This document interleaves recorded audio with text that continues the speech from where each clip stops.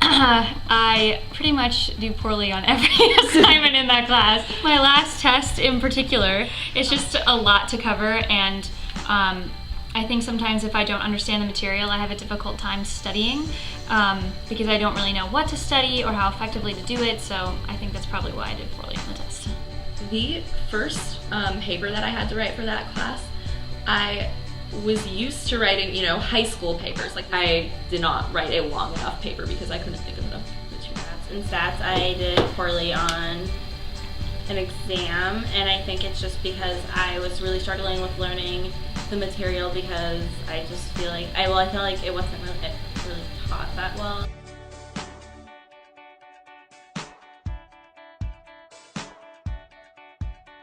When we were learning about the different sensory organs. And I did well on that test because I studied with my friend and we made these color-coded study guides and drew all these pictures, and we just kind of sat up all night. It also helped that I had background in learning about the different sensory organs. Like my final paper, because now I had gotten used to writing the type of papers that were required for this class.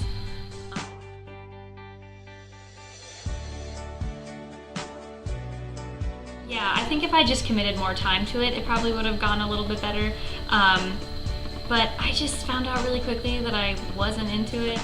Why study if I'm not going to do well anyway? I don't think I could have done better because since it was so time consuming, there's only so well that you can do on. Yeah, I mean, I could have done better, but I did try my hardest, and I had a tutor, and I did everything I could.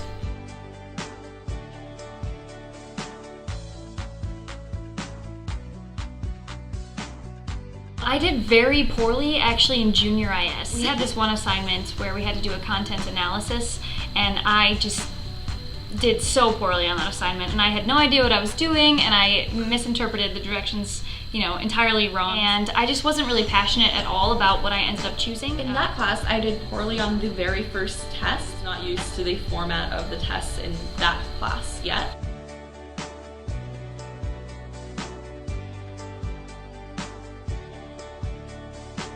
A quantitative paper, I was more in tune to what I wanted to look at, and the assignment made more sense to me, so I think that's why. Me and another girl in my class did a partner presentation about Islamophobia in America. I think I did well on this because me and the other girl were both of Middle Eastern descent. Well, I did well on most of the exams, and I think that it was because in that class it was pretty much if you could argue, if you could back it up with any kind of philosopher theory, or just if you could make an argument about it and that made sense to you, that was enough.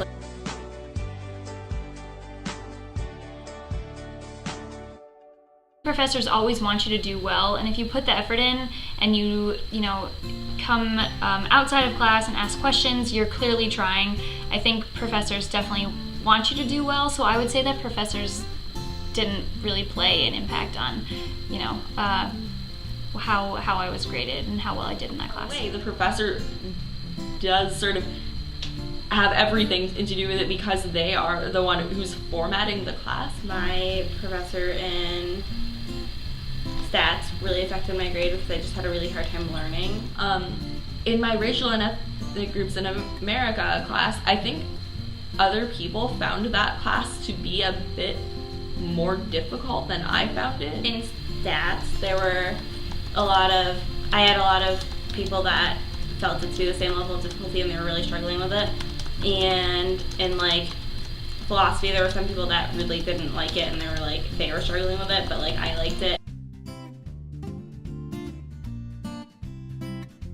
I think once you hit college level courses, it is really, there are things that are completely out of your control, but I think it really does come down to how responsible the student is and how much you utilize your time and your professors. That's how successful you're going to be. There were certainly times when I procrastinated. I think everyone procrastinates sometimes, but overall I think that for my writing intensive course I could not have worked harder. I think that I don't like to blame anyone else for like a bad grade or like or even like a good grade. I think it's like how much I invest in it and how much like I have to do with it. But I think that there can be external factors. Like I think that a professor that just really doesn't teach a class well, it can really affect the student.